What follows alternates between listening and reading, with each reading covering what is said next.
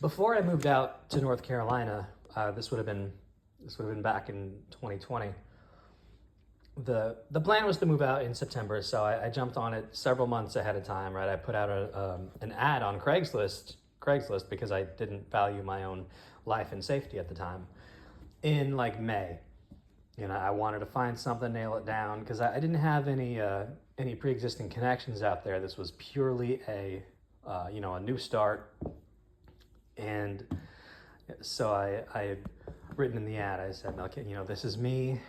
This is what I'm looking for. This is what I can pay. Um, don't text or email me. If we're gonna do business, let's do business. We're gonna talk voice to voice in real time. This is my number. Uh, and I, uh, I did eventually, get a call and made an arrangement, and I moved out. But there were a couple of weird things beforehand. So the first call I got was from this older sounding gal. She says, Hello, Mr. Dorian. I have a home for rent that you might be interested in. yes, oh, do please tell me more. And she says, It's a 2-bedroom apartment with a master bathroom in the master bedroom, and the master bedroom has its own entrance. Now, I would be living in there with my own entrance and the master bathroom, and I have a hot plate and a mini fridge in there, so you'd never see me. so interesting. Okay.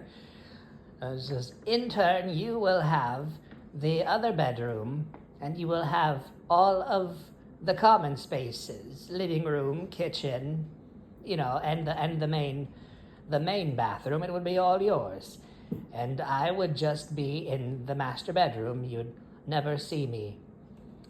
It's okay. Yeah, I mean, that sounds fine to me. What would you want for something, or for what would you charge for that?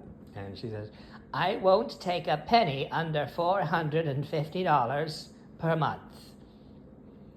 now, I don't know where you live, but 450 for a 1-bedroom apartment in the city, the city in this case being Raleigh, is an absolute steal. So I was very excited about that. I said, you know what? I love it. I'm sold. What do you want to know from me? What do you want to know about me? Ask me anything. I'm an open book. I'd like to fly in there and pay you and start my new life as a North Carolinian. And she's asking me kind of all of the normal prospective landlord questions, and I told her about my lifestyle, right? Like I'm a voice actor and I'm a musician, so I do recording in the house, so there would be a noise factor to take into consideration. And it seemed fine, it was good. And she says, There is one thing I should tell you about. so okay, so here's where the other shoe is gonna drop, right? Does she keep her pet cemetery, invalid sister in the pantry? Was there a murder in this apartment where the victim still hangs out and rattles picture frames sometimes? What's the deal? And she goes, I enjoy going on dates and being physically intimate with black men. Very, very many black men. and I, I was dumbstruck. I'm dumbstruck about it now, right? To this day, I don't know what you're supposed to say to that. What I did say in the moment after teetering a little bit and thinking, I said, black men, like in the house, you let them on the carpet? I get my own lock and key, right? I don't want them in my... No, I didn't say that, obviously. What I said was, that's not going to be a problem. Look, I tend to date white, Asian, Latina, so, I understand we all have preferences. And she stops me dead cold. She goes, What kind of Asian? whoa, what? Like, she asked it in a manner that suggests there is a correct answer to this question. There is a right kind of Asian and the wrong kind of Asian to date. And I didn't know, right? Because I don't know. Like, what kind of Asian do I like? I like the short ones with the dark hair and the eyes. That's what epicanthic folds sound like to me. So I told her, I don't really know. I don't really check or make them specify.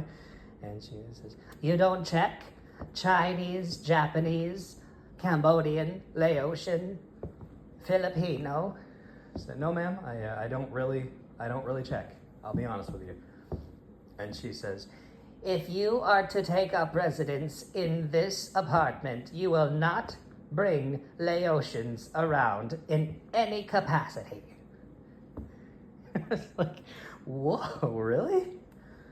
No Laotians. No Laotians. And I was like, oh, no Laotians. It's just, Yes, that's correct. No Laotians in this home.